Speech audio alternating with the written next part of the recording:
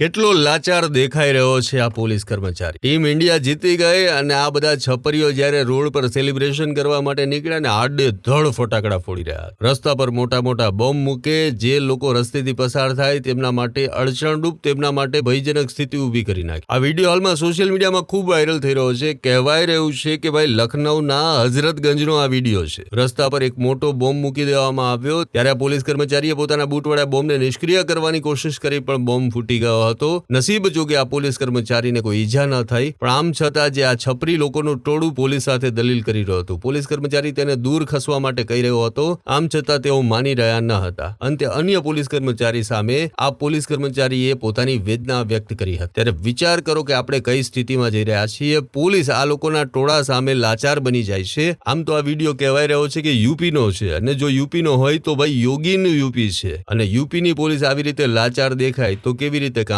ચાલશે?